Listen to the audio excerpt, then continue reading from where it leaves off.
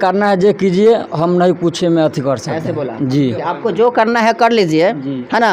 जी। हम आँख खराब कर दिए हैं और उसका जिम्मेवारी हम नहीं लेते हैं। जी यही ना। नहीं जी। आप पैरवी करा लीजिए, कहीं भी चले जाइए। वो जानते हैं कि सरकारी अस्पताल में गरीब का बेटा ही आता है ना, इलाज कराने। इतना कि पैसा वैसा दे करके मामला को सलटा लेते हैं, हमारी नौकरी बच और जाएगी। इस मतलब वीडियो को वायरल मत कीजिए, जो हुआ ऐसा हो गया। इसके बाद मतलब कि यहीं पे थप कीजिए कहानी।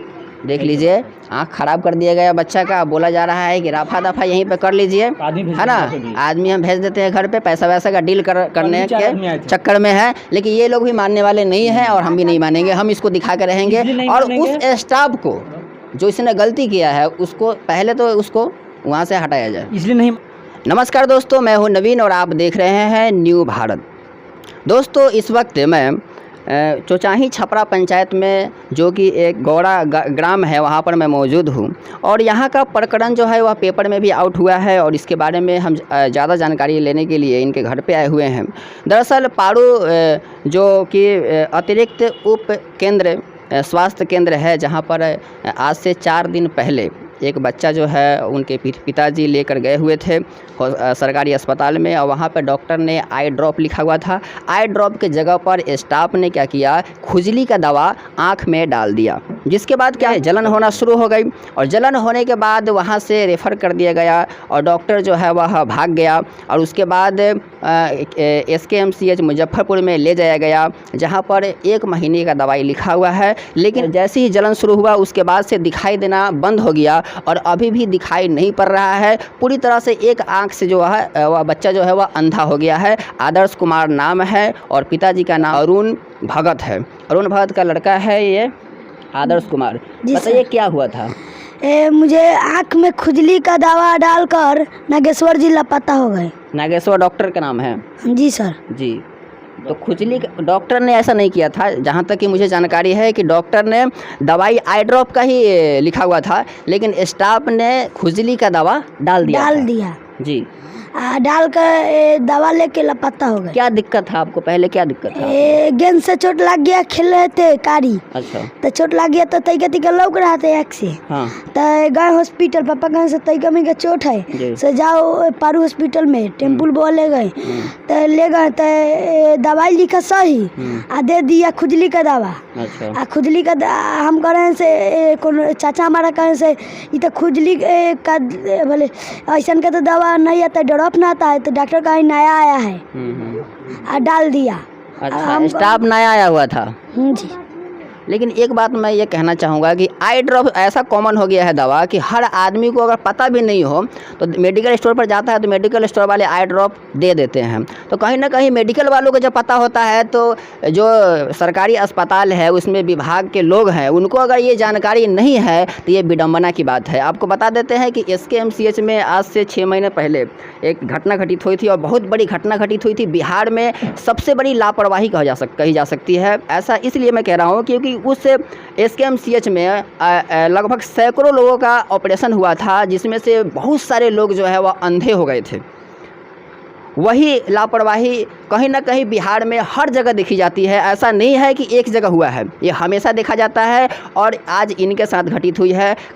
कल्याण है कि एक ही आँख में इनका दवा डाला गया है। अगर दोनों आँख में डाला गया होता तो ये बच्चा जो है वह पूरी तरीके से अंधा हो गया होता। हमारे साथ इनके पड़ोसी मौजूद है, ये इनको लेके गए हुए थे और इनसे हम जानेंगे कि क्या प्रकरण हुआ था। इसके बारे में यही अच्छी तरीके से बता सकते हैं। नाम पहले बताइए। मनोज कुमार ओझा। जी सर, बताइए आप उस दिन गए हुए थे? मैं साथ में गया था जी। तो डॉक्टर से दिखाया, डॉक्टर प्रिस्क्रिप्शन लिखा जी। मैंने प्रिस्क्रिप्शन जो है, जो दवाई देता है उसको दिए। उन्होंने दवाई दिया, दवाई लेकर के हम बाहर आए। सबसे पहले तो उन्होंने प्रिस्क्रिप्शन हाथ बढ़ा के, एक तो काफ़ी डिस्टेंस है, हाथ बढ़ाए हुए थे हम, लेकिन वो प्रिस्क्रिप्शन हाथ बढ़ा के लिए नहीं नागेश्वर जी।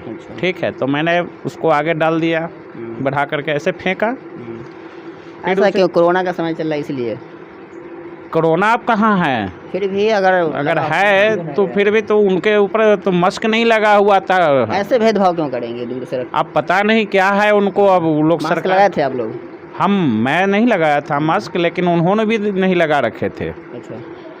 फिर उन्होंने मेडिसिन जो दिया मैं लाया, उसके बाद में वो बोले कि लगा दीजिए। जी मेडिसिन लगा दिया गया, आँख में जलन शुरू हो गई बच्चे को। जी जी। तब तक एक मेरा दोस्त है, मेडिकल लाइन से ही है, तो उसको मैं बोला ये देखो क्या है, तो कहते कौन लगाया ये दवाई, ये तो आँख का दवा है। आँख का दवा नहीं है, ये तो खुजली की दवा है, आँख में कैसे लगा दी, धुलवाओ जल्दी। तो फिर मैंने उसको जल्दी से धुलवाया आँख को, तब तक तो लेट हो चुका था। बच्चा बोल रहा है, अब उसके बाद उसको दिखाई देना बंद हो गया वो आँख से। फिर मैं कंप्लेन में डाला डॉक्टर विनोद के टेबल पे, डॉक्टर विनोद ही लिखे हुए थे मेडिसिन वो।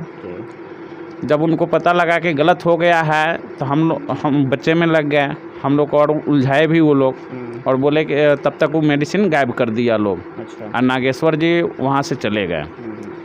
नागेश्वर जी का नंबर मतलब लापरवाही करने के बाद वो लोग जो है वह सबूत को वहाँ से मिटा करके और गायब हो गए। काफ़ी देर के बाद में जब प्रभारी नहीं थे, प्रभारी का कहीं से फ़ोन कराया गया, तो उन्होंने जब फ़ोन किए तब जाकर डॉक्टर विनोद आए, माने कि गलती हो गया है। अच्छा। ठीक है। उसके बाद हम लोग फ़ोटो वोटो लिए, वीडियो बनाए, सोशल मीडिया पे अपना डाले, व्हाट्सएप पे। प्रेशर के बाद वो जो है वह एक्सेप्ट किए कि उनसे गलती हुआ है। आप इसे ये समझ सकते हैं कि जब तक किसी पर अगर गलती का दबाव या प्रूफ जो है आपके पास नहीं है, और समाज का जब तक उस पर दबाव नहीं बनेगा, तब तक जो है वह कोई भी स्टाफ सरकारी विभाग का कोई भी हो, हम देखते हैं कि वह एक्सेप्ट नहीं करता है। गलती करने के बावजूद कोई भी रिस्पांस लेने के लिए तैयार नहीं था लोग वहाँ पे।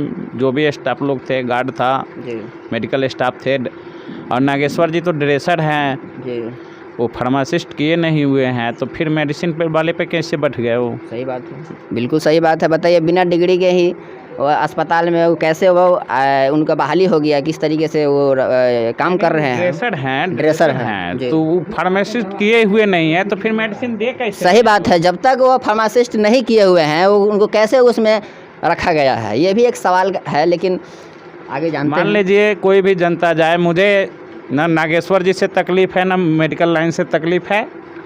मैं ये कहना चाहता हूँ आगे किसी जनता के साथ में ऐसा ना किया जाए। सही बात है। कोई भी जनता जाए, अनपढ़ हो चाहे पढ़ा लिखा हो, कोई भी मेडिसिन के बारे में नहीं जानता है। डॉक्टर लोग ही जानते हैं मेडिसिन के बारे में, नहीं तो जो मेडिसिन देता है उसके बारे में जानता है। ये तो वही बात हो जाती है कि पेट में दर्द है और सर का दवा दे दिए, सर दर्द का।